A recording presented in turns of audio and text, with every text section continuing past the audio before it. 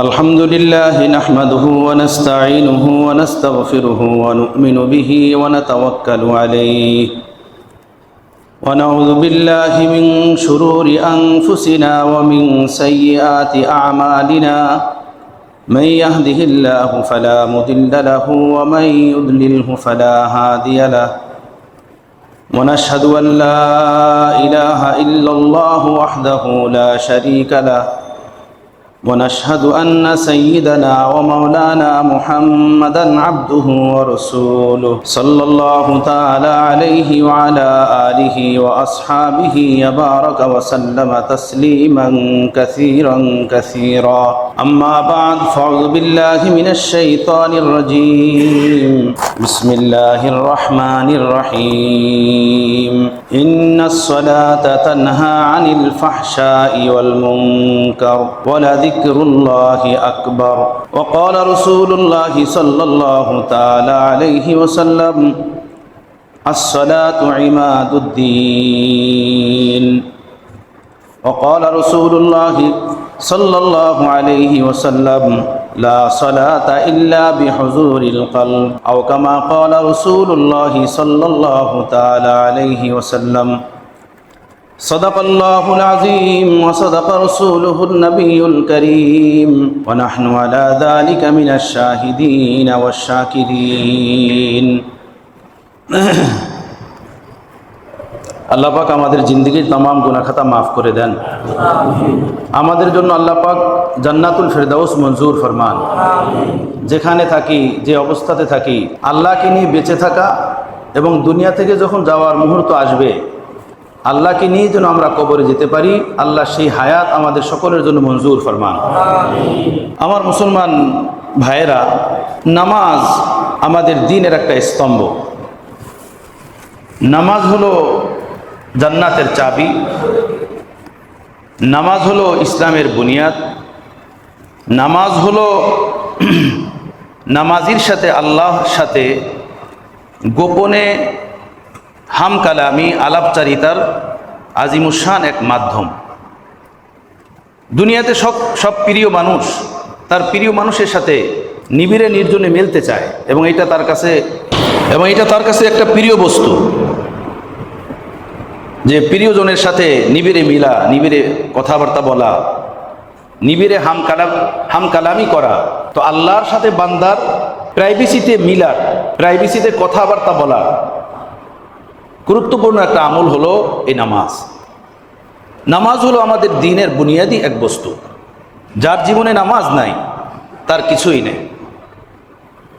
যার জীবনে নামাজ কামেলভাবে আছে তার জীবনে সব কিছুই ধীরে ধীরে এসে যাবে।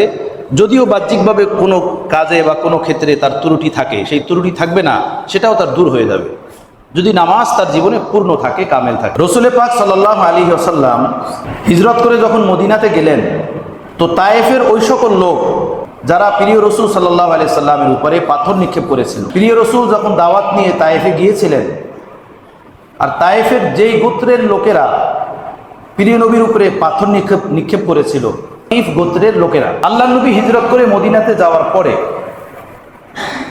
সেই সাকিফ গোত্রের বংশের লোকেরা ইসলাম গ্রহণ করার জন্য মদিনাতে গেছেন। আপনারা ওলামায়ে কেরামদের জবান থেকে শুনেছিলেন যে ওরা যখন পাথর মেরেছিল প্রিয় রাসূল সাল্লাল্লাহু আলাইহি সাল্লামের পবিত্র দেহ মোবারকে, এবং পাথর খেয়ে 3 কিলোমিটার পর্যন্ত দৌড়াইছিলেন আল্লাহ নবী। দৌড়িয়ে গিয়ে সাইবার আঙ্গুরের বাগানে ভিতরে আশ্রয় নিয়েছিলেন এবং আশ্রয় নিয়ে বেহুশ হয়ে পড়ে গিয়েছিলেন। সেই বাগান আজও সেখানে আছে। সেখানে একটা মসজিদ বানানো আছে, ছোট্ট একটা মসজিদ। মসজিদের পাশে আনার গাছ, আঞ্জির গাছ, জাইতুন গাছ এখনো আছে। সেখানে গেলে ওই মাটির বিন্দু বিন্দু এখনো এক ইমানি দাস্তানের সবক দেয়। আমরা এক সফরে সেখানে গেলাম, তো এশার নামাজ আমরা সেখানে পড়লাম। সেই মসজিদে ছোট্ট একটা মসজিদ বানানো। এশার নামাজের ভিতরে এক ইমানি কাইফিয়াত আমাদের সাথীদের উপরে এমন অবতীর্ণ হলো, সব সাথী বেকুলতার সাথে কান্নাকাটি করতেছিল নামাজের ভিতরে। নামাজের পরে যখন আমরা দোয়ার জন্য হাত উঠালাম, সাথীরা চিৎকার মেরে মেরে কাঁদছে, ভিতর থেকেই কান্না আসতেছিল। কে জানি আমাদেরকে কাঁদাইতেছিল। আমরা বুঝতে পারতেছিলাম না। ওই মাটির ভিতরে এখনো প্রিয় নবীর চোখের পানির প্রভাব এমনভাবে পড়ে আছে। 3 কিলোমিটার দৌড়াইছে আল্লাহ নবী। সেখান থেকে দৌড়ে এসে এই সাইবার আঙ্গুরের বাগানে আল্লাহ নবী আশ্রয় নিয়েছে। সাইবা হলো মক্কার আরেকটা লিডার আবু জাহেলের মতো, যে আল্লাহ নবীরই জানের শত্রু দুশমান। সাইবা ওই মুহূর্তে বাগানে ছিল। সে ঘুরতে ঘুরতে কাছে আসলো। কাছে এসে দেখে যে প্রিয় নবীর পুরা দেহ মোবারক রক্তে ভেসে যাচ্ছে। কোরাইশ বংশের তো সেও, আল্লাহ নবীও কোরাইশ বংশের। বংশীয় একটা টান থাকে, এক মায়া থাকে। প্রিয় নবীর রক্তমাখা দেহ দেখে তার সহ্য হয় না, বড় আবেগ জাগছে। এত রক্ত দেহ থেকে ঝরেছে তার। এ নিজে নিজের আঙ্গুরের বাগান থেকে, আঙ্গুরের লতা থেকে, গাছ থেকে আঙ্গুর ছিঁড়েছে, এটাকে চিপড়ে জুস বানাইছে। জুস বানিয়ে আল্লাহ নবীর কাছে নিয়ে আসছে। এসে দেখে যেন আল্লাহ নবী বেহুশ হালাতে জায়েদের কোলের ভিতরে মাথা দিয়ে পড়ে আছে। ওই আঙ্গুরের গ্লাসের শরবতটা সাইবা জায়েদকে ধরাই দিছে। বলো, জায়েদ, তোমার নবী যখন হুশে আসবে এই আঙ্গুরের গ্লাসটা তাকে দিও। এই শরবতটা যদি সে পান করে তাহলে তার স্বস্তি বোধ হবে, ক্লান্তি দূর হবে, দুর্বলতা কাটবে। তার এই রক্তমাখা দেখে আমার অস্থির লাগতেছে। যদিও সে আমার জানের শত্রু, কিন্তু তার এই রক্তমাখা দেখেও আমি এটা দেখতে পারতেছি না, আমার খুব কষ্ট হচ্ছে। এমন একটা অবস্থা প্রিয় নবী, যে প্রিয় নবীর সে অবস্থা দেখে শত্রুর কলিজাও পানি হয়ে গেছে, শত্রুর কলিজাও নরম হয়ে গেছে। বুজুর্গান লেখছেন, আল্লাহ নবীর এই রক্তমাখা দেখে 7 আকাশের ফেরেশতারা কাঁদছে। 7 আকাশের ফেরেশতারা খুব কাঁদছে। হে আল্লাহ, আপনার নবী এই দিনের জন্য এত কষ্ট করলো, এত শ্রম দিল, এত রক্ত বহালো। এই বেহুশি অবস্থা থেকে যখন আল্লাহ নবীর হুশ আসলো, হুশ আসলি জিবরাইল আমিন আসছেন এবং সাথে মিকাইলকে নিয়ে হাজির হয়েছেন। হাজির হয়ে বলেন, ইয়া রাসূলুল্লাহ, এই তায়েফের ধনাট্যমান ব্যক্তিরা আল্লাহ পাকের নাজ নিয়ামত খেয়ে তাদের গর্দান মোটা হয়ে গেছে, তাদের ঘাড় মোটা হয়ে গেছে, আল্লাহ নাফরমানির ভিতরে তারা লিপ্ত হয়ে গেছে, আপনার দেহের উপরে তারা হাত উঠিয়েছে। আল্লাহ আমাকে পাঠিয়েছেন, আপনি পারমিশন দেন এই তায়েফের পাহাড়গুলোকে আমি পরস্পরে মিলিয়ে দিব, মিলিয়ে এভাবে ডলা দিয়ে দিব। ওরা পাহাড়ের পাদদেশে ভর্তা হয়ে যাবে, নিশ্চিহ্ন হয়ে যাবে।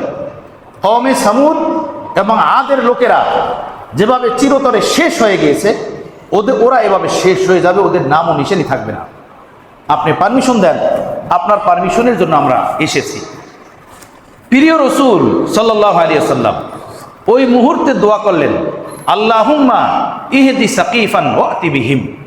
হে আল্লাহ, এই কবিলায় বনু সাকিফের লোকেরা যারা আমাকে পাথর নিক্ষেপ করলো, আপনি তাদেরকে হেদায়েত দেন, ঈমান দেন, ইসলাম দেন, তাদেরকে হেদায়েত ঈমান দিয়ে আমার কাছে পৌঁছে দেন। সুবহানাল্লাহ, আমার কাছে পৌঁছে দেন। প্রিয় নবীর রক্তমাখা দেহ নিয়ে সে দোয়া, নবীদের দোয়া তো এমনিতেই কবুল হয়, আল্লাহর দরবারে কবুল হলো। মক্কার জীবন আল্লাহ নবী শেষ হলো, মদিনাতে হিজরত করে চলে গেলেন। সেই সাকিব গোত্রের লোকেরা আল্লাহ নবীর কাছে মদিনাতে ঈমান আনতে গেছে। সুবহানাল্লাহ বিহামদিহি।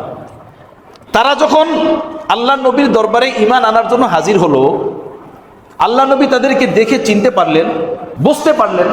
এরপরে বললেন, ঠিক আছে, তোমরা ঈমান আনার জন্য প্রস্তুত? বলল, ইয়া রাসূলুল্লাহ, আমরা ঈমান আনবো, তবে শর্ত আছে। দেখেন, ঈমান আনতে আসছে এতদিন পরে, তাও শর্ত দিয়ে ঈমান আনবে। শর্ত কি? শর্ত হলো ঈমান আনবো, কিন্তু আমরা নামাজ পড়বো না, আমরা মালের যাকাত দিব না, আমরা জিহাদের ময়দানে হাজির হব না। এই শর্তের সাথে ঈমান। আল্লাহ নবী বললেন, তোমরা তোমাদের মালের যাকাত দিবে না এবং জিহাদের ময়দানে যাবে না, এই দুইটা কথা মেনে নিলাম, কিন্তু নামাজ পড়বে না এটা মানতে পারলাম না। নামাজ পড়তে হবে, নামাজ ধরতে হবে, নামাজ জীবনে আনতে হবে। ওই ব্যক্তি কোনো ধর্মেই নাই, ওই ব্যক্তি দ্বীনের উপরেই নাই যার জীবনে কোনো নামাজ নাই। তার ইসলাম গ্রহণ করা না করা এক সমান কথা। এরপরে কবিলে বনু সাকিফের লোকেরা নামাজ পড়বে এই শর্তে তারা ঈমান আনলো।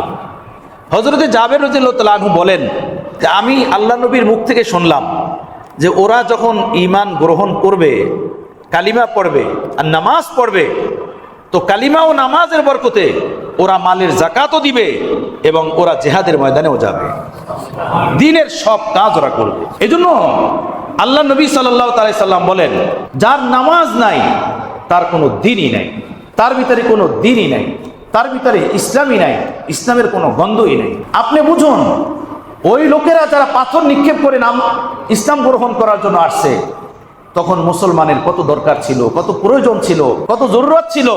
আল্লাহ নবী বললেন, ঠিক আছে অন্য কাজ করবা না, মেনে নিলাম, কিন্তু নামাজ পড়বা না, সেটা মানতে পারলাম না। নামাজ পড়তে হবে, নামাজ পড়তে হবে। এই কারণে আল্লাহ নবী বলছেন, এক হাদিসের ভিতরে কথা এসেছে, যে ব্যক্তি স্বজ্ঞানে সদিচ্ছায় এক ওয়াক্ত নামাজ ছেড়ে দেয়, তার ঈমান চলে যায়, নাউজুবিল্লাহি মিন যালিক, তার ঈমান নষ্ট হয়ে যায়। ঈমান নষ্ট হয় মানে ঈমান নষ্ট হয়, কিছু মুহাদ্দিসিন বলেন যে সেই ব্যক্তি কাফের হয়ে যায়, নাউজুবিল্লাহি মিন যালিক। এবং এই কথারই উপরে ঐক্যমত পোষণ করেছেন ইমামে আহমদ বিন হাম্বল, ইমামে শাফি, ইমামে মালিক। তারা শুধু আমাদের মাযহাবের ইমামে আজম আবু হানিফা, উনি বলেন কাফের তো হয় না, কিন্তু তার ঈমান একদম দুর্বল হয়ে যায়, কমজোর হয়ে যায়, ভ্যালুহীন হয়ে যায়, ঈমান নিস্তেজ হয়ে যায়। নামাজ হলো দ্বীনের স্তম্ভ। রাসূল পাক সাল্লাল্লাহু আলাইহি ওয়াসাল্লাম বলছেন, দ্বীনের খুঁটি হলো 5টা। এর ভিতরে একটা হলো শাহাদাতি আল্লাহ ইলাহা ইল্লাল্লাহ ওয়া আন্না মুহাম্মাদান আবদুহু ওয়া রাসূলুহু, আল্লাহ পাকের তাওহীদের সাক্ষ্য দেওয়া, প্রিয় রসুলকে নবী হিসেবে মানা। এরপরে হলো ওয়া ইকামাতিস সালাহ, নামাজ পড়া সময় মতো। নামাজের 2টা সাইড। আমরা তো নামাজি মানুষ, আলহামদুলিল্লাহ, নামাজ পড়ি। একটা হলো নামাজের জহিরি অবস্থা, আর একটা হলো নামাজের বাতিনি অবস্থা। দোনোটা সাইডকে দুরুস্ত করে নামাজ পড়তে হয়। ভাই, আমরা বাড়িঘর করি, দোকানপাট করি, একটা থাকে বাহিরের প্লাস্টার, রং, সৌন্দর্যতা, আর একটা থাকে ভিতরের সৌন্দর্যতা। দুই জিনিস, একটা দেহের বাহ্যিক সৌন্দর্যতা আর একটা অন্তরাত্মার সৌন্দর্যতা। নামাজেরও 2টা অংশ, একটা হলো নামাজের বহিরাগত সাইড, আর একটা হলো নামাজের ভিতরগত সাইড। দোনোটা সাইড যখন সুন্দর হয়, তখন নামাজ সুন্দর হয়, তখন নামাজ কামেল হয়। এই কারণে বুজুর্গান বলছেন, আল্লাহ নবী হাদিসে পাকের ভিতরে ইরশাদ করেছেন, হাদিসে পাকের ভিতরে আছে, আল্লাহ নবী বলেন, লা সালাতা ইল্লা বিহুজুরিল কলব, নামাজই হয় না অন্তরাত্মার উপস্থিত ছাড়া, অন্তরাত্মাকে নামাজে হাজির করা ছাড়া নামাজই হয় না। অনেক মুহূর্তে এমন হয় না, আমরা বসে থাকি কোথায়ও, আমাদের অন্তর থাকে কোথায়ও, ভাবনা থাকে কোথায়ও, হয় কি হয় না? ক্লাসের ভিতরে ছাত্ররা বসে পড়তে থাকে, টিচার ডাক দিয়ে বলে, এই কোথায় তুই? বলে, এই তো স্যার আমি সামনে। কই না, তুই তো এখানে না, কি ভাবস তুই, কোথায় তোর দিন? বলে কি বলে না? বাবা মা বলে। একটা হলো নামাজ, নামাজের দেহ নিয়ে হাজির হওয়া, আর একটা হলো দেহের সাথে অন্তর নিয়ে হাজির হওয়া, অন্তর নিয়ে হাজির হওয়া। লা সালাতা ইল্লা বিহুজুরিল কলব, প্রিয় নবী সাল্লাল্লাহু আলাইহি সাল্লাম বলেন, নামাজ হয় না হুজুরে কলব ছাড়া, অর্থাৎ অন্তরকে হাজির করা ছাড়া, অন্তরকে হাজির করা ছাড়া, অন্তরকে উপস্থিত করা ছাড়া। অন্তরের উপস্থিতির একটা বিষয় আছে আমার ভাই। এখন তো ওই ব্যস্ত দুনিয়া, এখন তো ওই জগৎ, যে আমরা দাঁড়িয়ে থাকি নামাজে, আমাদের অন্তরাত্মা থাকে দোকানে। আমরা দাঁড়িয়ে থাকি, আমরা থাকি রুকুতে, কিন্তু আমাদের দিল থাকে ব্যবসা বাণিজ্যে। আমাদের কপাল থাকে মাটিতে সেজদায় খোদার দুয়ারে, কিন্তু আমাদের হৃদয় থাকে, অন্তরাত্মা থাকে হাট বাজারে, দোকানদারিতে। এই হলো আমাদের নামাজের হালাত, এই হলো আমাদের নামাজের অবস্থা। আর হলো পয়গম্বরদের নামাজ, আউলিয়াদের নামাজ, আরিফিনদের নামাজ, আল্লাহওয়ালাদের নামাজ। তারা সেজদাদার এই জমিনে জমিন থাকে না, জমিনকে আরশ বানিয়ে দেন, জমিনকে আসমান বানিয়ে দেন, জমিনকে আকাশ বানিয়ে সেজদা দেন। 7 আসমান তাদের কপালের নিচে চলে যায়, তাদের সেজদা 7 আসমানের উপরে চলে যায়। কেন জানেন? এই নামাজ 7 আসমানের উপর থেকে আসছে। যত হুকুম আল্লাহ তাআলা মুসলমানকে দান করছে নামাজের এই আমল করার জন্য, যত ইবাদতের হুকুম আল্লাহ তাআলা দিয়েছেন, এর মধ্যে নামাজই একমাত্র ওই হুকুম যার ফরজিয়ত, যার ফরজ হওয়ার বিধানটা 7 আসমানের উপরে আল্লাহ তাআলা ফরজ করেছেন। কথা বুঝে আসছে? ইমামে সুয়ুতি রহমতুল্লাহ আলাইহি দুররে মনসুরের ভিতরে এই রিওয়ায়াত উল্লেখ করছেন যে মেরাজের রজনীতে রাসূল পাক সাল্লাল্লাহু তাআলা আলাইহি ওয়াসাল্লাম যখন বাইতুল মাকদাসে পৌঁছলেন, বাইতুল মাকদাস মুসলমানের তখন যেটা কিবলা ছিল, মসজিদে আকসা, সেখানে ঢুকলে দরওয়াজাতে গেলেই দেখলেন দরওয়াজার বাহিরে কিছু নারীরা বসা। তাদেরকে জিজ্ঞেস করলেন, তোমরা কারা? ওই নারীরা বলল, নাহনু খয়রাতুন হাসান নিসাউ কওমিন আবরারিন। হে নবী সাল্লাল্লাহু আলাইহি ওয়াসাল্লাম, আমরা হলাম নেককার লোকদের বিবি, জান্নাতের হুর। নেককার লোক যারা কওমের, আপনার উম্মতের যারা নেককার লোক, তাদের বিবি জান্নাতের হুর। আমরা আপনার পিছনে এই রজনীতে নামাজ পড়ার জন্য এসেছি এখানে। আল্লাহ নবী তাদের থেকে আগে বাড়লেন, মসজিদে আকসার ভিতরে ঢুকলেন, দেখলেন লম্বা কদ, সুন্দর দেহবডি এক ব্যক্তি নামাজের ভিতরে মশগুল। জিবরাইল আমিনকে জিজ্ঞেস করলেন, এই লোকটা কে? জিবরাইল আমিন বলেন, ইয়া রাসূলুল্লাহ, হযরত আদম আলাইহিস সালাতু ওয়াস সালাম, ইনি হযরত আদম। আর একটু আগে গেলেন, দেখলেন আরেকটা খুবসুরত লোক নামাজ পড়তেছে, দাড়িও সাদা, মাথার চুলও সাদা। জিবরাইল আমিনকে জিজ্ঞেস করলেন, এই লোকটা কে? জিবরাইল আমিন বলেন, ইনি হলেন আল্লাহর বন্ধু হযরত ইব্রাহিম খলিলুল্লাহ। আগে গেলেন, দেখলেন আরেকটা সুন্দর মানুষ, চেহারার ভিতরে আল্লাহ পাকের ইশক ও জালাল টপকাইতেছে। বলেন, এই লোকটাকে? হযরত জিবরাইল আমিন বললেন, ইয়া রাসূলুল্লাহ, ইনি হলেন হযরত মূসা আলাইহিস সালাতু ওয়াস সালাম। এভাবে আল্লাহ নবী সামনে গিয়ে দাঁড়ালেন, পুরা মসজিদ নামাজির দ্বারা ভরপুর। জিবরাইল আমিন আজান দিলেন, আজান হয়ে গেল, সাত আসমানের দুয়ার খুলে দেওয়া হলো, ফেরেশতারা দলে দলে আকাশ থেকে জমিনে আসলো, মসজিদের ভিতর বাহির নামাজিদের দ্বারা ভরে গেল। জিবরাইল আমিন ইকামত দিলেন, সব মানুষ নামাজের জন্য দাঁড়িয়ে গেল, মসজিদের ভিতর বাহির সব নামাজির দ্বারা পূর্ণ হয়ে গেল। বাহির যখন পূর্ণ হয়ে গেল, তখন ফেরেশতারা শূন্যের ভিতরে কাতার করে আকাশ পর্যন্ত দাঁড়িয়ে গেছে, আকাশ পর্যন্ত দাঁড়িয়ে গেছে। ইমামতির মুসাল্লা, জায়নামাজ খালি। জিবরাইল আমিন পীর রাসূল সাল্লাল্লাহু আলাইহি সাল্লামের হাত ধরলেন, হাত ধরে বললেন, ইয়া রাসূলুল্লাহ, আল্লাহ পাকের ইজ্জত ও জালালের কসম, সৃষ্টিজীবের মধ্যে আপনার থেকে শ্রেষ্ঠ এবং উত্তম আর কেহ নাই। যেহেতু সর্বশ্রেষ্ঠ আপনি, আজকের ইমামতির যোগ্য আপনি ছাড়া আর কেহ না, অতএব আপনি নামাজ পড়াবেন। প্রিয় রাসূল সাল্লাল্লাহু আলাইহি সাল্লাম 2 রাকাত নামাজ পড়ালেন। নামাজ শেষ হলো, নামাজ শেষ হওয়ার পরে জিবরাইল আমিন বললেন, ইয়া রাসূলুল্লাহ, এই জমিনে আল্লাহ পাক 1,24,000 পয়গাম্বর পাঠিয়েছেন মানুষের হেদায়েতের জন্য, মানুষকে আল্লাহর সাথে মিলানের জন্য, আল্লাহর সাথে জোড়ানোর জন্য। সেই সকল পয়গাম্বরগণ আজকে আপনার পিছনে নামাজ পড়ল, এবং 7 আসমানের গুরুত্বপূর্ণ ফেরেশতা যারা, বিশেষ বিশেষ ফেরেশতা যেনারা, তারাও আপনার পিছনে নামাজ পড়লেন। সকলের আপনি ইমামতি করলেন। চলেন সামনে চলি। আল্লাহ নবী সামনে রফরফ পেশ করা হলো, রফরফে আরোহণ করলেন। রফরফে চড়ে প্রিয় নবী প্রথম আকাশ, দ্বিতীয় আকাশ, এমনকি চতুর্থ আকাশ যেখানে বাইতুল মামুর ফেরেশতাদের কিবলা, সেখানে পৌঁছলেন। সেখানে পৌঁছে আল্লাহ নবী আবার নামাজ পড়লেন। ফেরেশতারা প্রিয় নবীর পিছনে নামাজে দাঁড়িয়ে গেলেন, ইক্তেদা করলেন। বাইতুল মামুরে নামাজ শেষে আল্লাহ নবী সেখান থেকে উপরে গেলেন সিদরাতুল মুনতাহা। সিদরাতুল মুনতাহা হলো 7 আসমানের উপরে আল্লাহ পাকের আরশে পাকের নিচে যে স্থানটা, আল্লাহ পাকের আরশ বরাবর নিচে এবং 7 আসমানের উপরের মধ্যবর্তী যে জায়গাটা, সেটাকে বলে সিদরাতুল মুনতাহা। এই সিদরাতুল মুনতাহার ডানে বামে হলো জান্নাত। ওই পর্যন্ত পৌঁছলেন। ওখানে পৌঁছলে জিবরাইল আমিন বললেন, ইয়া রাসূলুল্লাহ, আপনি আগে যান, এখন থেকে আপনার পালা হলো আগে যাওয়ার, আমি আর আগে যেতে পারবো না। রাসূল পাক সাল্লাল্লাহু তাআলা আলাইহি সাল্লাম বললেন, কেন তুমি আগে যাবে না? চৌদার দুস্তি মুখলিসা মিয়াফতি আনা নাম যে সাহাবাত চারা তাফতি। শেখ সাদি রহমতুল্লাহ আলাইহি বলেন, জিবরাইল আমিনকে প্রিয় রাসূল বললেন, তুমি যদি আমার খালেস বন্ধুই হও, তো জমিন থেকে এই পর্যন্ত আমার সাথে আসছো, আগে যাবে না কেন?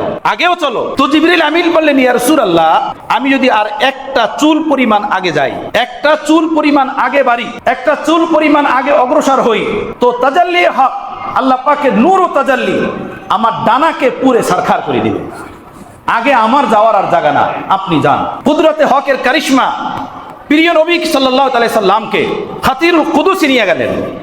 খাতিরুল কুদুস হলো এক বিশাল ময়দান, যেখানে আল্লাহ পাকের জাত ছাড়া আর কেউ থাকে না, শুধু আল্লাহ পাকের জাত যেখানে বিরাজমান।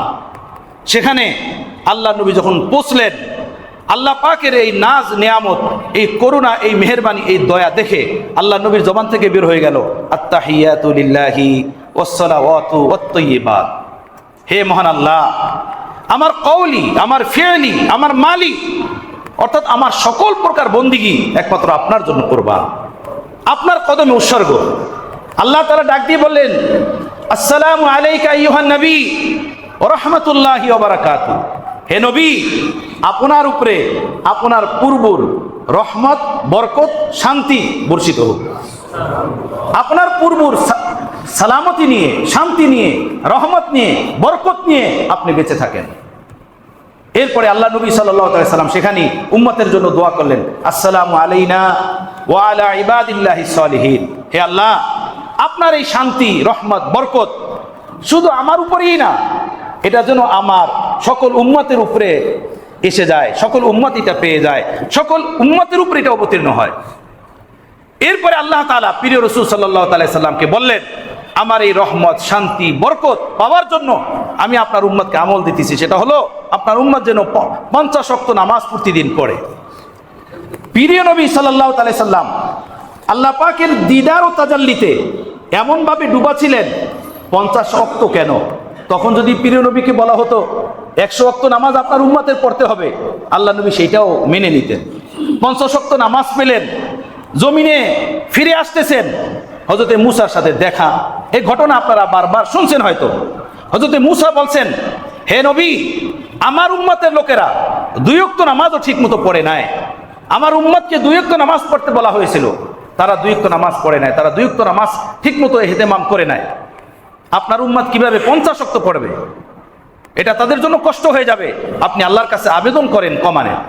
আল্লাহ পাকের কাছে আবেদন করা হলো, আল্লাহ তাআলা নামাজকে কম করলেন। আল্লাহ তাআলা কম করতে করতে 5 ওয়াক্তে নিয়ে আসলেন। এরপর আল্লাহ তাআলা বললেন, মা ইউবাদদালুল কওলু লাদাইয়া ওয়া মা আনা বিযাল্লামিল লিল আবিদ। হে নবী, আমার হুকুম কখনো পরিবর্তন হয় না, আমার কোনো নির্দেশ পরিবর্তন হয় না। নামাজ তো আপনার উম্মতের উপরে আমি 50 ওয়াক্তই ফরজ করেছি, যে তারা 50 ওয়াক্ত পড়বে, কিন্তু আপনার খাতিলে, আপনার ওসিলাতে তাদের 45 ওয়াক্ত নামাজকে আমি হযফ করে দিলাম, বাদ দিয়ে দিলাম, মাইনাস করে দিলাম। যারা পড়বে 5 ওয়াক্ত তারা সওয়াব পাবে 50 ওয়াক্তেরই। 5 ওয়াক্ত পড়বে, কিন্তু সওয়াব দিব আমি আল্লাহ তাদেরকে 50 ওয়াক্তের। সুবহানাল্লাহ।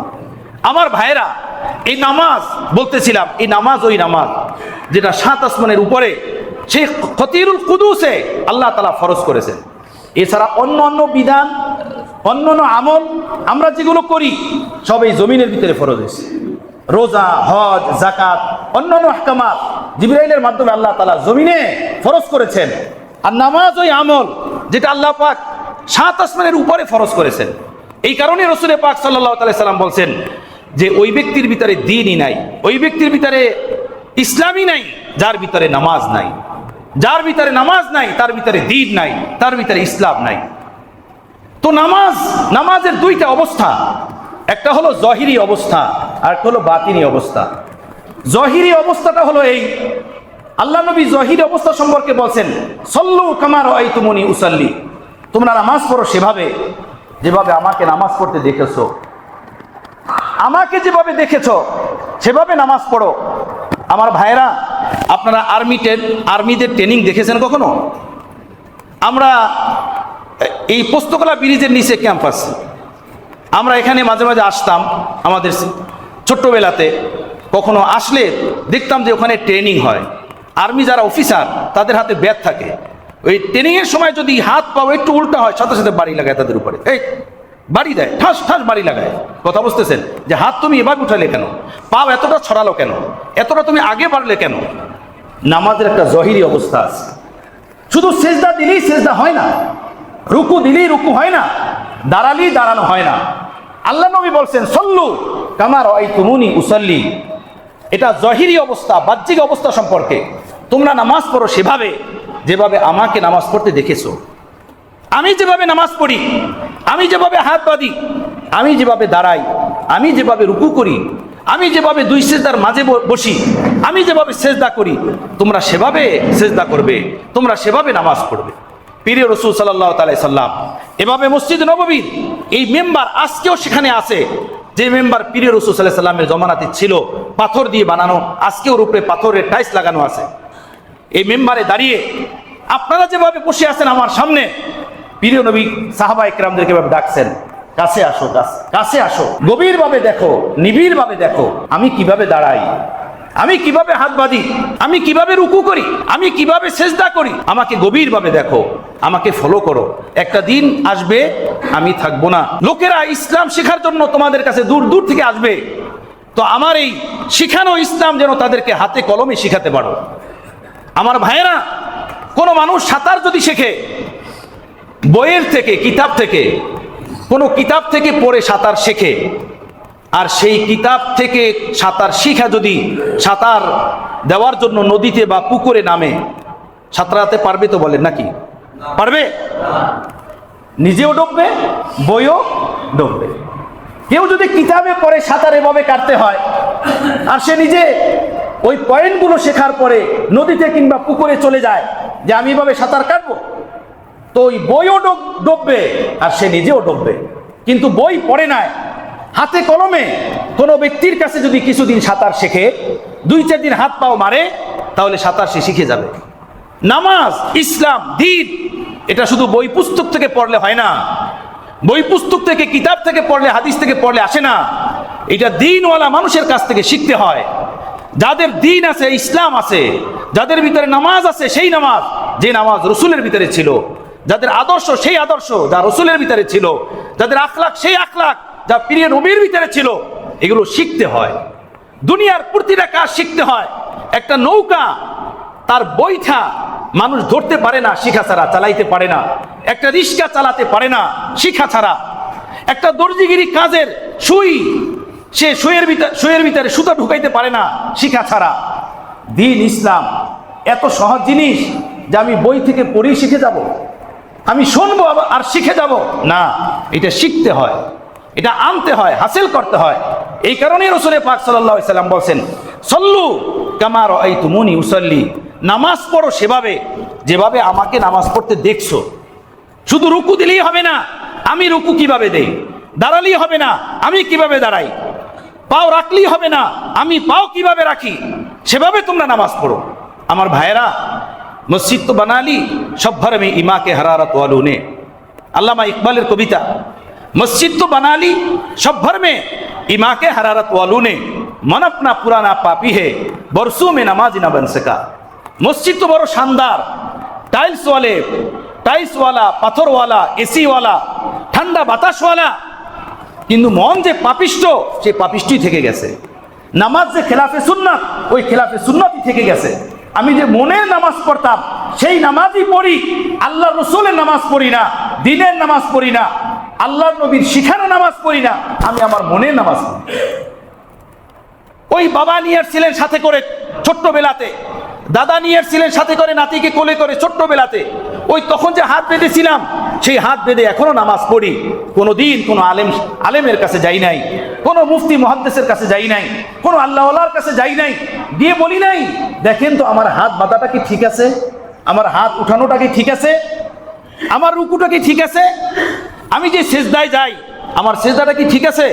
আমি যদি আপনাদেরকে বলি, আমার ভাইরা, আপনি দেখবেন যে আমাদের প্রতিটা জিনিসই ভুল। আমরা আজ পর্যন্ত হাত উঠানো শিখি নাই, যদি না কোথায় শিখে থাকি। হ্যাঁ, দাওয়াত ও তাবলীগের মাধ্যমে, কোনো বুজুর্গান ওলামা মাশায়েখদের সোহবাতের মাধ্যমে যদি হয় তাহলে হয়। এভাবে তারা নামাজ শিখে নেয়, সে শুধু হাত উঠায়, তার হাত উঠানো ওইভাবে হয় না যেভাবে আল্লাহ নবী হাত উঠাইতে বলেছেন। সে শুধু হাত বাঁধে, তার হাত বাঁধা ওই হাত বাঁধা হয় না যেটা পীর রসুল যেভাবে হাত বাঁধা শিক্ষা দিয়েছেন এবং যেভাবে পীর রসুল হাত বাঁধতে বলেছেন। আমি কি কথাটা আপনাদেরকে বুঝাইতে পারলাম আমার ভাইয়েরা? তো নামাজের একটা হলো বাহ্যিক অবস্থা, সল্লু কামা রাআইতুমুনি উসাল্লি, নামাজ পড়ো সেভাবে যেভাবে আমাকে নামাজ পড়তে শিখেছো।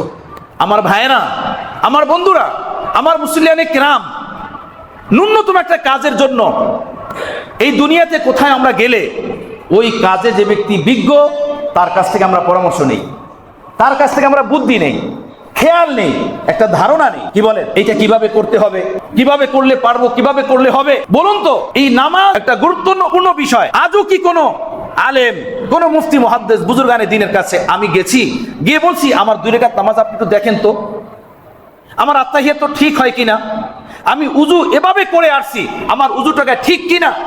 আমাদের এক বুজুর্গ উনি বলেন, আমার বাসাতে বিয়ে পড়ুয়া এক মেয়ে এসেছে আমার আহলিয়ার কাছে, বিয়ে পড়ুয়া। তো বিয়ে পড়ে মেয়ের বয়স 19 বছর। কেন আসছে? যে তার মা বাবা তাকে পাঠাইছে কোরআন শরীফ শিক্ষার জন্য। এতদিন কোরআন শরীফ শিখে নাই। কেন শিখে নাই?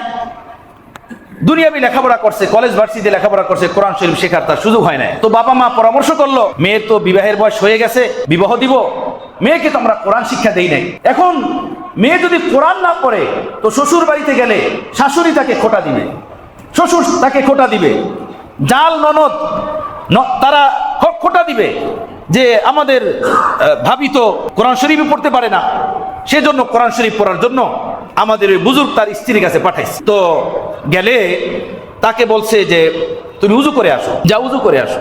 তো হাত পাও ধুয়ে আসছে। তো আপা জিজ্ঞেস করছেন তুমি উজু কিভাবে করছো? বলে এই যে হাত মুখ ধুয়ে আসলাম। বিয়ে পড়ুয়া মেয়ে, 19 বছর বয়স, হাত পাও ধুয়ে আসছে উজু করার জন্য। বললো তুমি উজু কিভাবেই করো? বলে হ্যাঁ। তো উনি জিজ্ঞেস করলেন আচ্ছা তাহলে তুমি ফরজ গোসল কিভাবে করো? বলে ফরজ গোসল করি এভাবে যে আমি যখন পাক হই মিস থেকে, যেটা আল্লাহর জমিনে এক কুদরতি নিজাম, মা বোনদের প্রতি মাসে যে অসুস্থতা হয়, আমি যখন মিস থেকে পাক হই তো আমি সাবান দিয়ে শ্যাম্পু দিয়ে সুন্দর মতো গোসল করে চলে আসি, বাস। তো আপা বলেন আচ্ছা তুমি এভাবে 5 বছর পর্যন্ত, 5-7 বছর হয়েছে তুমি বালেগ হয়েছো, বড় হয়েছো, এভাবে তুমি গোসল করো? বলে হ্যাঁ আমি তো এভাবেই গোসল করি। এর মানে হলো তুমি গোসল জানো না? বলে না জানি না তো। তুমি বললেন আচ্ছা এই 5-7 বছর পর্যন্ত তাহলে তুমি নাপা, বিয়ে তুমি পড়লা, এত কিছু দেখলা, এত কিছু জানলা, তুমি গোসলের 3টা ফরজ, উজুর 4টা ফরজ, এইটা তুমি শিখো না, এটা তুমি জানো না। চোখের পানি ছেড়ে দিয়ে বলল আমার বাবা মা আমাকে শিক্ষা দেন নাই তো, এখনো তো আমি জানতাম না, এখন তো বিয়ার বয়স হয়ে গেছে, বিবাহ দিবে, বিবাহের প্রস্তাব আসতেছে, সেজন্য ভাবলো যে কোরআন শিক্ষা দেওয়া দরকার, না হয় মেয়ে মানুষের মুখের খোটার মুখে পড়বে, সেজন্য আমি এসেছি কোরআন শিখতে। আমি তো উজুর ফরজ, গোসলের ফরজ আমরা জানি না, আমি জানি না। আমার ভাইয়েরা, এ হলো আমাদের অবস্থা। কত মুসলমান এমন আছি শ্যাম্পু আর সাবান দিয়ে গোসল করা কি মনে করি আমার গোসল হয়ে গেছে ফরজ গোসল, অথচ গোসলের 4টা ফরজ আছে, সেটা যদি আদায় না হয় তো গোসল হয় না। 3টা ফরজ আছে, 3টা ফরজ, উজুর ভিতরে 4টা ফরজ আছে, সেটা যদি আদায় না হয় তো গোসল হয় না। আমার বন্ধুগণ, পকেট থেকে 1টা টাকা হারিয়ে গেলে আমি বুঝি, 1টা টাকা লস হলে বুঝি, 1 ইঞ্চি জমি আমার প্রপার্টি থেকে কেউ নিয়ে গেলে সেটা আমি বুঝি, দুনিয়ার সব ভালো মন্দ বুঝি। ইসলাম ও দ্বীন ও আখিরাত সম্পর্কে এত গাফলাতি, এত অলসতা, এটা কি কোনো ভালো মানুষের আলামত? এটা কোনো সুন্দর মানুষের আলামত? এইটা হইতে পারে? দিন সম্পর্কে এত অজ্ঞতা, এত জাহালাত। আল্লাহু আকবার। ওই মাওলার এত নাজ নিয়ামত খেয়ে এভাবে ওনাকে ভুলে জীবনযাপন করি, আমার কবরের অবস্থা কি হবে? আমার পরকালের অবস্থা কি হবে? আমার ভাইয়েরা, দিন সম্পর্কে এভাবে জাহেল না থাকা, এভাবে মূর্খ না থাকা, এভাবে অজ্ঞ না থাকা, দিনের সম্পর্কে কিয়ামতের ময়দানে দিন সম্পর্কে কেহ যদি বলে হে আল্লাহ আমি জানতাম না, এজন্য আমি করতে পারি নাই, বা এভাবে উল্টা পুল্টা করেছি। ইবনে মাজা শরীফের ভিতরে এই হাদিস আছে, আল্লাহ নবী বলেন কিয়ামতের ময়দানে কোনো মানুষের এই কথা গ্রহণযোগ্য হবে না যে আমি এই বিষয়টা জানতাম না। এটা আল্লাহর দরবারে গ্রহণযোগ্য হবে না। তুমি জানতে না কেন? তুমি কি পাগল ছিলে? তুমি কি শিশু ছিলে? তোমার মাথার ব্রেন কি নষ্ট ছিল? তো পাগলের উপরে তো নামাজ নাই, শিশুর উপরে নামাজ নাই, বেহুশ ব্যক্তির উপরে নামাজ নাই। তুমি দুনিয়ার সব হিসাব কিতাব বিন্দু বিন্দু বসতে, টাকা পয়সা হিসাব বসতে, জাররা জাররা বসতে আমার নাজ নিয়ামত খেয়ে দুনিয়া বানিয়েছো, ঘর বানিয়েছো, অট্টালিকা সাজিয়েছো, মার্কেট সাজিয়েছো, দেহ বড়ি সাজিয়েছো, পরকাল সাজাও নাই।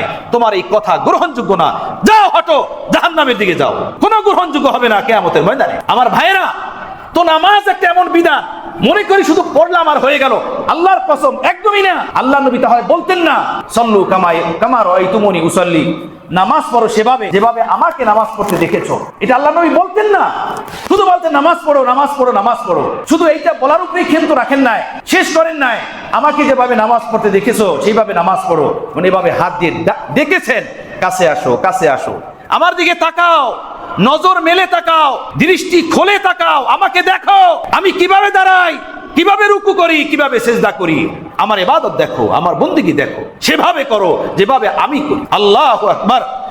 একটা অফিসে, একটা দফতরে, একটা থানায় একজন এমপি সাহেবের কাছে একটা দরখাস্ত দিলে, একটা অ্যাপ্লিকেশন দিলে, ওই অফিসের ওই এমপি সাহেবের সব নীতিমালাকে লক্ষ্য করে খেয়াল করে পরে ওই অ্যাপ্লিকেশন লিখতে হয়। কি বলেন?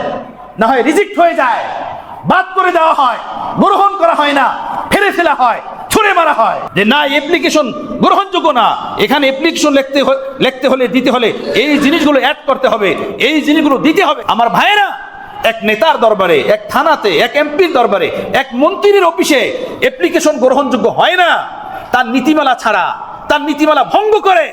আমি নামাজ পড়ি, আমি সেজদা দেই খোদার দুয়ারে, আমার ইমানের সবচেয়ে বড় গুরুত্বপূর্ণ বস্তু সেটা আমি মন মতো করি, সেটার দিকে কোনো ভ্রুক্ষেপ নাই, কোনো খেয়ালই নাই। এটাকে নামাজ, ওই নামাজ যে নামাজ সম্পর্কে আল্লাহ নবী বলছেন কিছু মানুষ নামাজ পড়ে যায় আর ফেরেশতারা তার নামাজকে চাদরের মধ্যে পেঁচিয়ে তার মুখের উপরে ছড়ে মারে, নে তোর নামাজ, নে যা, তুই তোর নামাজ দিয়ে তুই দোকানদারি কর গিয়ে, যা তুই তোর নামাজ নিয়ে দোকানদারি কর। নামাজ পড়তে আসছিস না দোকানদারি করতে আসছিস? হ্যাঁ আমার ভাইরা, এই কারণে আল্লাহ নবী বলছেন সল্লু কামা রাআইতুমুনি উসাল্লি, নামাজ পড়ো সেভাবে যেভাবে আমাকে নামাজ পড়তে দেখেছো।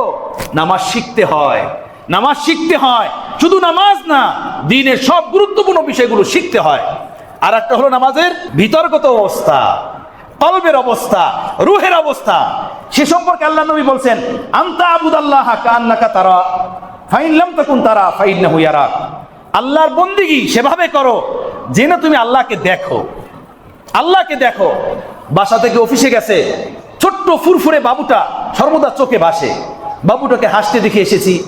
আমি যখন অফিসে এসেছি বাবুটা ঘুমিয়েছিল, কোন কাতে ঘুমাইতেছিল সেইটা আমার চোখে ভাসে। আমার একমাত্র বাবু, আমার একমাত্র সন্তান, আমার একমাত্র ছেলে কিংবা মেয়ে চোখে ভাসতেই থাকে সর্বদা। আমার এই শিশুটা, আমার এই বাবুটা, আমাদের আদরের সন্তানটা ভাসে কি ভাসে না? ভাসে কি ভাসে না? বাবুর মহব্বত দিলে বেশি, এই জন্য বাবু ভাসে। বিবির মহব্বত দিলে বেশি, এই জন্য বিবি ভাসে। দোকানের মহব্বত দিলে বেশি, এই জন্য থাকি নামাজে দোকান ভাসে। আমার মুসলিম ভাইরা, যদি মাওলার মহব্বত দিলে বেশি হয় তো মাওলা ভাসবে, আখিরাত ভাসবে, জান্নাত ভাসবে, কোরআন ভাসবে। যদি মাওলার মহব্বত এই অন্তরে বেশি হয়, আল্লাহর মহব্বত হয়, আখিরাতের মহব্বত হয়। সেই জন্য আল্লাহ নবী বলছেন আনতাবুদাল্লাহা কান্নাকা তারা ফাইন লাম তাকুন তারা ফাইন্নাহু ইয়ারাক। ইবাদত করো সেভাবে যেন তুমি মাওলাকে দেখো। মাওলাকে তুমি দেখতেছো সেভাবে তুমি দাঁড়াও মাওলার সামনে, সেভাবে সেজদা দাও, রুকু দাও, সেভাবে দাঁড়াও। এটা হলো নামাজের বিতর্কত অবস্থা। এই বাহিরগত অবস্থা, বিতর্কত অবস্থা, এইটা ঠিক করে যখন নামাজ পড়ে তখন নামাজ হয়, নামাজ হয়। সেটা মেরাজে মুমিন হয়, মুমিনের মেরাজ হয়, মুমিনের মেরাজ। আল্লাহর সাথে হামকালামি, আল্লাহর সাথে কথা। আহা, এই নামাজ পড়ার জন্য যারা মেহনত করছেন তারা এই দুনিয়াতে সফলতার চাবি পেয়ে গেছেন, সফলতার চাবি তাদের অর্জন হয়ে গেছে। শেখ আব্দুল ওয়াহিদ রহমতুল্লাহ আলাইহির সামনে কোন ব্যক্তি আলোচনা করলো যে হুজুর জান্নাতে তো নামাজ হবে না, জান্নাতে নামাজ নেই। বলে আচ্ছা, উনি কান্না শুরু করে দিয়েছেন। আচ্ছা, জান্নাতে নামাজ নাই, তাহলে সেই জান্নাতে গিয়ে কেমন মজা লাগবে? জান্নাতে নামাজই নাই, সেই জান্নাতে গিয়ে কেমন মজা লাগবে? আমাদের কাছে ঘুম মজা, তাই না? ফজরের সময় ঘুম মজা।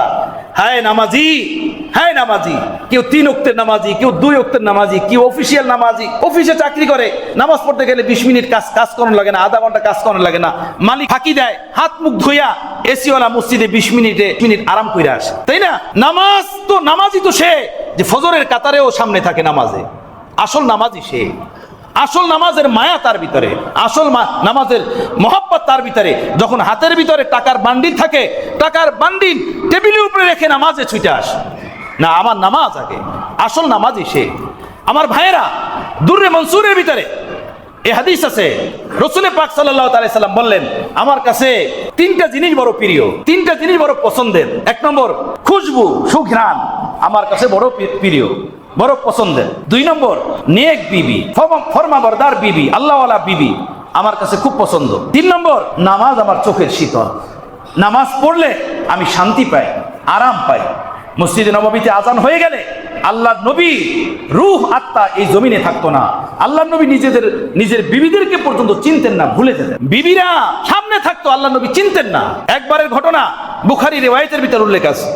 মসজিদে নববীতে আজান হয়ে গেল, হযরত আয়েশা সিদ্দিকা রাদিয়াল্লাহু তাআলা আনহা কোনো কাজের জন্য প্রিয় নবীকে বললেন ইয়া রাসূলুল্লাহ, কোনো বিষয়ের জন্য ডাক দিয়ে বললেন ইয়া রাসূলুল্লাহ। হযরত আয়েশার ঘরেই ছিলেন প্রিয় নবী। তো আল্লাহর নবী বলেন কে তুমি? মানান্তি, কে তুমি? তো হযরত আয়েশা বললেন ইয়া রাসূলুল্লাহ, আমি আয়েশা। আল্লাহ নবী বলেন আয়েশাকে? আয়েশাকে। তো হযরত আয়েশা বলেন ইয়া রাসূলুল্লাহ বিনতে আবি বকর, আবু বকরের মেয়ে।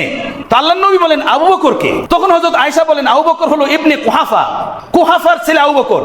তখন আল্লাহ নবী বলেন কুহাফাকে? তখন হযরত আয়েশা বলেন আমার তখন হুঁশ আসলো, আমাকে চিনে না, আবু বকরকে চিনে না, আবু বকরের বাবাকে চিনে না, এর মানে আল্লাহ নবী জমিনে নাই, আর কাউকে চিনবেন না, আল্লাহ নবী দুনিয়াতে কাউকে চিনবেন না। আমি খামোশ হয়ে গেলাম, খামোশ হয়ে গেলাম। নামাজ আমার চোখের শীতল, নামাজ পড়লে আমি মজা পাই, আনন্দ পাই।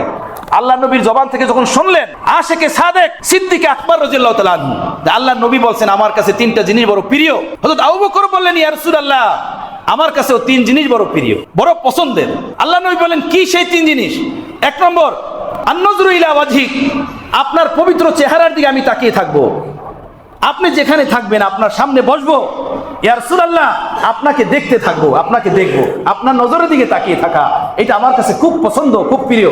দুই নম্বর আল-ইনফাকু মালি আলাই, আমার মাল, আমার সম্পদ, আমার অর্থকড়ি আপনার উপরে কোরবান করে দেওয়া, এটা আমার কাছে বড় প্রিয়। তিন নম্বর আমি চাই আমার খায়েশ, আমার মেয়ে আপনার বিবাহ বন্ধনে থেকে আপনার সেবা যত্ন করুক, এইটা আমার কাছে খুব প্রিয়, খুব পছন্দের। হযরত ওমর ফারুক রাদিয়াল্লাহু তাআলা আনহু আরেকজন আশেকে সাদেক, এই যখন শুনলেন যে ও আবু বকর বলছে আমার কাছে তিন জিনিস প্রিয়, হযরত ওমর বললেন ইয়া রাসূলুল্লাহ আমার কাছেও তিন জিনিস বড় প্রিয়, আমার কাছেও তিনটা জিনিস বড় পছন্দ।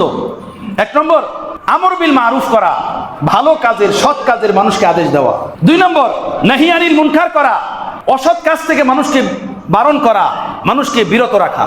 তিন নম্বর পুরাতন কাপড় পরা, নতুন কাপড় নয়, পুরাতন কাপড় পরা আমার কাছে বড় পছন্দ। হযরত ওমর যখন এই কথা বললেন, হযরত ওসমান শুনলেন যে ওমর তিন কথা বলছেন। হযরত ওসমান বলেন ইয়া রাসূলুল্লাহ সাল্লাল্লাহু আলাইহি সাল্লাম আমার কাছেও তিন জিনিস বড় পছন্দ, আমার কাছে তিনটা জিনিস বড় ভালো লাগে। এক নম্বর ক্ষুধার্ত ব্যক্তিকে খানা খাওয়ানো, যে মানুষ ক্ষুধার্ত থাকে তাকে খানা দেওয়া। দুই নম্বর বস্ত্রহীন মানুষকে বস্ত্র দেওয়া, যার শরীরে যথেষ্ট পরিমাণের বস্ত্র নাই, কাপড় নাই, তাকে কাপড় দেওয়া। তিন নম্বর কোরআনে পাকের তেলাওয়াত করা, বেশি বেশি কোরআনে পাক পড়তে থাকা, এটা আমার কাছে বড় প্রিয়। হযরত আলী শুনলেন, হযরত ওসমান বলছেন তিন জিনিস, ওমর বলছেন তিন জিনিস, আবু বকর বলছেন তিন জিনিস, নবী বলছেন তিন জিনিস। হযরত আলী বললেন ইয়া রাসূলুল্লাহ আমার কাছেও তিন জিনিস বড় প্রিয়, আমার কাছেও তিনটা জিনিস বড় পছন্দের। এক নম্বর মেহমানদারি করা, সুবহানাল্লাহ, মেহমানদারি করা এটা আমার কাছে বড় ভালো লাগে। মেহমান নওয়াজি, মেহমানদারি করব, এটা আমার কাছে বড় প্রিয়, যে মেহমান আসবে আর খালি হাতে না যায়। দুই নম্বর গরমের মধ্যে রোজা রাখা, গরম যত প্রখর হবে, যত বাড়বে, সেই গরমে রোজা রাখা আমার কাছে বড় প্রিয়, বড় পছন্দ, বড় ভালো। তিন নম্বর শত্রুর উপরে তলোয়ার ধরা, শত্রুর বিরুদ্ধে তলোয়ার উঠানো আমার কাছে বড় প্রিয়। আল্লাহর নবীর চার সাহাবী এবং আল্লাহর নবী যখন এই আলোচনা করলেন, এর ভিতরে জিবরাইল আমিন আসছেন। জিবরাইল আমিন এসে সামনে সালাম দিয়ে বসে বললেন ইয়া রাসূলুল্লাহ সাল্লাল্লাহু আলাইহি সাল্লাম আমার কাছেও তিন জিনিস বড় প্রিয়, আমার কাছেও তিন জিনিস পছন্দ। এক নম্বর হলো পথ ভোলা মানুষকে পথ দেখানো, যে মানুষ পথ চেনে না, পথ বোঝে না, মাওলার পথে হাঁটতে জানে না, মাওলাকে চেনে না, এমন মানুষকে পথ দেখানো, এটা আমার কাছে বড় প্রিয়, আমার কাছে বড় পছন্দ। দুই নম্বর গরিব নেককার মানুষকে ভালোবাসা, ওই গরিব মানুষ যে গরিব হওয়ার সাথে সাথে নেককার, পরহেজগার, আল্লাহওয়ালা, তাকে ভালোবাসা। তিন নম্বর অনেক সন্তান বিশিষ্ট ফ্যামিলি কিন্তু অভাবে থাকে, কষ্টে থাকে, তাদেরকে মদত করা, সাহায্য করা, এই তিনটা কাজ আমার কাছে বড় প্রিয়। প্রিয় রাসূল সাল্লাল্লাহু আলাইহি সাল্লামকে এই তিন জিনিস বলার পরে জিবরাইল আমিন বলেন ইয়া রাসূলুল্লাহ সাল্লাল্লাহু তাআলা আলাইহি ওয়াসাল্লাম আকাশ থেকে যখন এসেছি আল্লাহ তাআলা বলেছেন যে আমার বন্ধুদেরকে বলে দিও আমার কাছেও তিন জিনিস বড় প্রিয়, আমার কাছেও তিন জিনিস বড় পছন্দ। এক নম্বর আমার দেওয়া মাল, আমার পথে খরচ করা, মাল আমি দিছি, তোমাদের যার কাছে যা কিছু আছে সেটা আমি দিয়েছি। আমার দেওয়া মাল আমার পথে খরচ করা, এটা আমার কাছে বড় প্রিয়, আল্লাহর কাছে বড় প্রিয়, এটা তুমি বলে দিবে। দুই নম্বর অভাব অনটনে ধৈর্য ধারণ করা, অভাব অনটনে ধৈর্য ধারণ করা, হাই হুতাশ না করা, চিল্লা ফাল্লা না করা, ঈমান নষ্ট হয়, ঈমান বিরোধী কথাবার্তা জবান দিয়ে না বলা। যেভাবে মানুষ বিপদে আপদে বলতে থাকে আমি ছিলাম মুসিবতের, আমি ছিলাম একমাত্র পেরেশানির, নানান কথা নিজের মতো করে মানুষ বলতে থাকে, তা না, ধৈর্য ধারণ করা অভাবে অনটনে। আল্লাহ বলেন এটা আমার কাছে বড় প্রিয়। তিন নম্বর পাপ হয়ে যাওয়ার পরে, গুনাহ হয়ে যাওয়ার পরে নাদামত, লজ্জিত ভাব নিয়ে আল্লাহর সামনে ক্রন্দন করা, আল্লাহর সামনে চোখের পানি ফেলানো, সুবহানাল্লাহি ওয়া বিহামদিহি। আল্লাহ পাকের নিকটে এই 3 জিনিস প্রিয়। আমার বন্ধুগণ, তো দুররে মনসুরের ভিতরে এই হাদিস উল্লেখ আছে যে আল্লাহ নবী বলেন যে নামাজ আমার চোখের শীতল, নামাজ আমার চোখের শান্তি। নামাজ চোখের শীতল শান্তি তখনই হবে নামাজের ভিতরে যখন 2টা জিনিস থাকবে, নামাজের বহিরাগত সৌন্দর্যতা, নামাজের বিতর্গত সৌন্দর্যতা। নামাজের বাহ্যিক অবস্থা যখন সুন্দর হবে, নামাজের বিতর্গত অবস্থা যখন সুন্দর হবে, তখন নামাজ হবে। এই নামাজ মুমিনের মেরাজ হবে। আল্লাহ পাক আমাদেরকে সেভাবে নামাজ পড়ার তৌফিক দান করেন ইনশাআল্লাহ। এর উপরে অবশিষ্ট কথাগুলো ধারাবাহিকভাবে সামনের জুমাতে, পরের জুমাতে বলতে থাকবো। ওয়া আখিরু দাওয়ানা আনিল হামদুলিল্লাহি রাব্বিল আলামিন।